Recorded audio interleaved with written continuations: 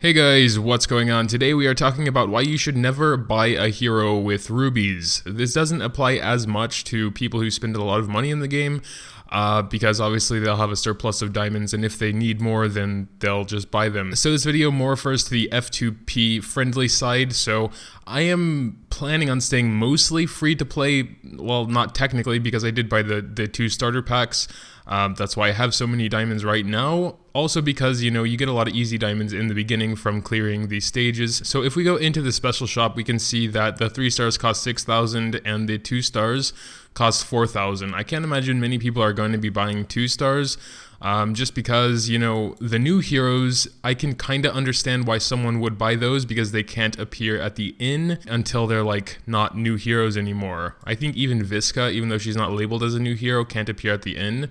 I heard it was the first 6, so it could be even Mitra and Tanya won't appear in the inn, but I'm not too sure because I could have picked Mitra with my 3-star ticket, so I kind of assume that he would also be able to appear in the inn. And I was very much considering buying Jane for 6,000 to complete my sort of magic team.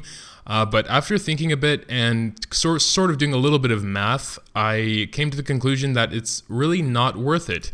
And what you should be rather spending your diamonds on are upper dungeon runs, more upper dungeon runs. If we go to chapter 5 here, you can see we get 8 per run, so that would be 40 for the 5 keys it normally gives us.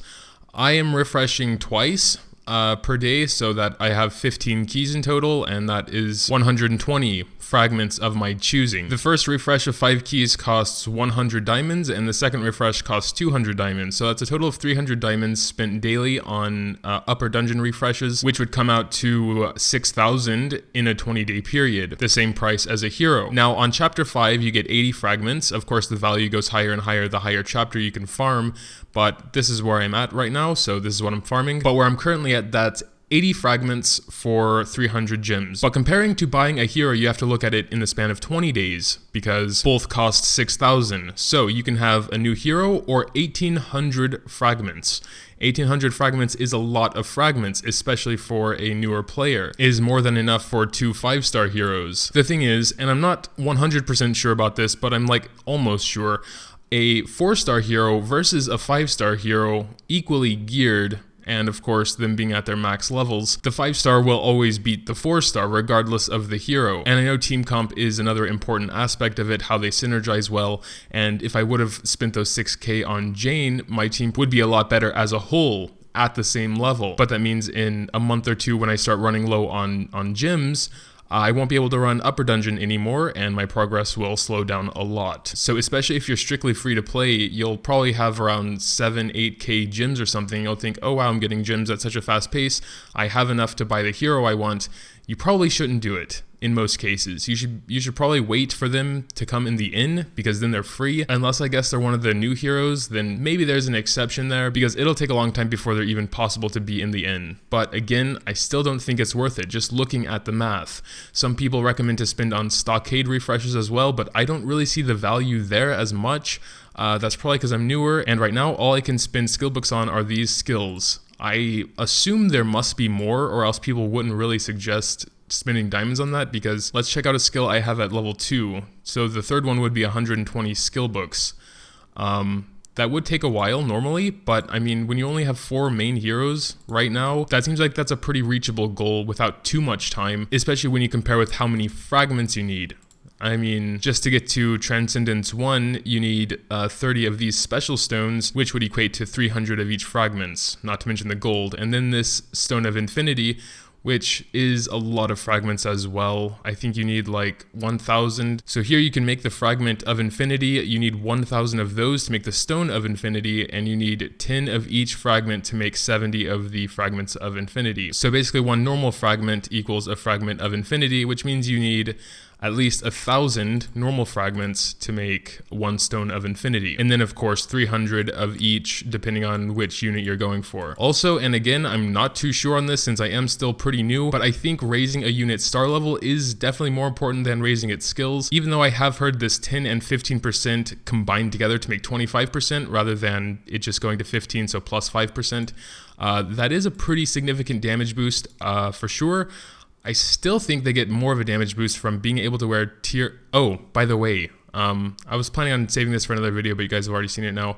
I freaking was so damn lucky and got Maria's unique weapon from my free diamond pull this morning. That was freaking insane. Going back to the first topic, that's pretty much it. 20 days. So in 20 days, you can have 1,800 fragments, extra fragments actually, on top of the free ones, or 3-star hero, which you would also have to spend fragments on. So if I had like no tanks, it might be worth it to go for Jane, but Claus is a good enough tank for now that I don't feel the need to invest 6,000 into Jane.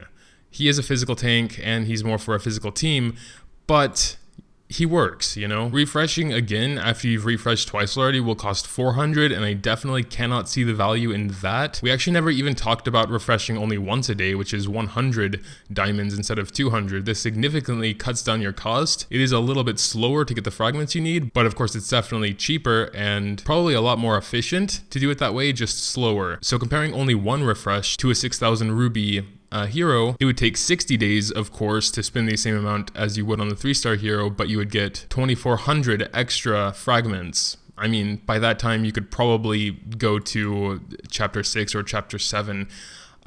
So that's something to always take into consideration, because I assume every chapter you go up, you get one more fragment there. So chapter 6 must be 9 and chapter 7 must be 10. And over that 60 days, the total amount would change a lot. You would get 3,000 fragments instead of 2,400 by going on chapter 7. And again, the key point here is extra fragments. You will always get those free ones no matter what, as long as you're doing the upper dungeon every day. But the extra ones is what you should be focusing on. One other thing to note, I'm not sure how else to get loot boosters besides buying them with actual money. That came in like the starter pack too, but I haven't tried it yet. I'm waiting for the upper dungeon doubled event happening this weekend to actually use the double loot, and then I'm going to refresh twice, so I'll have 20 keys total. And that means on that day, I should actually be getting over 300 fragments from upper dungeon. So those little things you always have to take into consideration as well. I actually did want to use my loot booster today, but then I saw the calendar and I was like, okay, I should probably wait for that. So I know this isn't really a progress video, and I know I was making like this a progress series, but I'm probably not going to do like the day 7 progress, because most of the important stuff you guys have seen already. I have 2 5-stars here, 2 4-stars. I'm planning on getting Epis and then Frey up to 5-star as well before trying to tier 1 anyone. Because that will take a lot of time, a lot of resources, and hopefully I'll get some more of those fragments of infinity from anywhere. I know I unlocked the Tower of Ordeals, so I know you can get some there, but I could only clear like the first floor, and then the others are freaking hard as hell. But yeah, I'm not planning on spending any more money. I thought the starter packages were insanely good value. The Transcendence pack is a little bit tempting, but I don't really see the value there as much.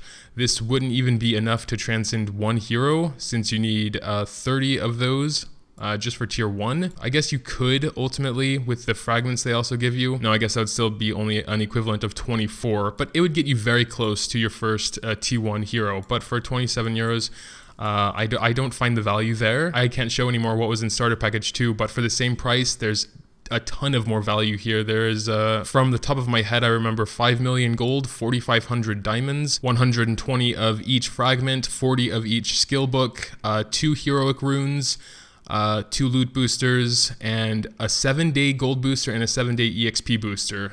There may have been a couple of other things thrown in there, but I don't remember all of them. Also the fragment pack, you should definitely get that. That's with gold, so you can get that for free. That was a little tangent there about the packs. I'm not hired by Vespa, by the way, or sponsored even. I just like to show off good deals when I see them. But I totally understand the people that are strictly free to play, and I'm not going to say something like I bought the starter packages to support Vespa or whatever.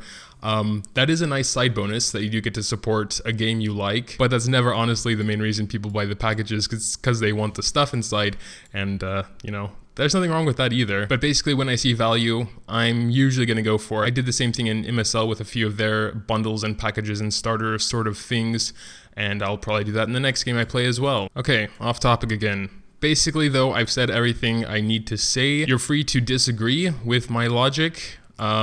Ultimately though, I think in the beginning people are going to overestimate how many diamonds they have. Like 12,000 looks like a lot to almost free-to-play player. It looks like a lot to me, and I thought, well, damn, I would still have 6,860 if I bought Jane. But you have to realize how many easy diamonds you're getting right now. Every time you clear a new stage on every difficulty, you get diamonds. When you start climbing the ranks in Arena, you'll get a nice chunk of diamonds for like each tier, but after a while, you'll reach your limit. I think I'm going to be stuck in Platinum for a long time because I'm fighting already full tier 1 teams. I mean, there is a significant amount of recurring diamonds. You get 50 every single day just by doing your daily missions, and then another, I think, 250 every week as long as you do your daily missions 3 times, which, you know, isn't too much to ask, I think. I'm sure there are more recurring diamonds. Like, at least I know the Tower of Challenges gives diamonds on 1 floor, and I'm pretty sure that resets monthly, if I'm not mistaken. But I highly doubt there's enough to sustain spending 300 daily in the upper dungeon. So I think at the beginning it's even more important. I probably wouldn't spend diamonds until you can at least farm chapter 4, because then you know the return on investment is kind of low. Like going to the first stage here, I think you get like 4 fragments or something. So you get 3 fragments here. Jeez. Okay, definitely don't do it on chapter 1 or 2 or probably 3. Like I said, chapter 4 is a good starting point. Before that, I would just focus on trying to get your first 3 and 4 star heroes, etc. I honestly didn't intend for this video to go on as long as it did. I'm very sorry. You know, just different thoughts keep coming out and I want to talk about them, so apologies. But I think it was mostly focused around why you shouldn't spend diamonds on a hero. That'll be all. Make sure to drop your thoughts down in the comments below. Really interested to see other perspectives, maybe from more experienced players. This is just my thought process. I mean, I've played a lot of similar games. I have a little bit of experience, but not with this game in particular. So maybe there is something I'm missing. Maybe there is a reason to buy a hero besides the fact they're new and you want them sooner rather than later. Make sure to leave that down in the comments below. Also, leaving a like if you enjoyed would be greatly appreciated. Thanks, as always, for watching. And until next time. Oh, also don't forget to subscribe if you haven't subscribed yet. You will get nothing except a notification, maybe, if YouTube decides to work, that I uploaded again. So, it is free though. So.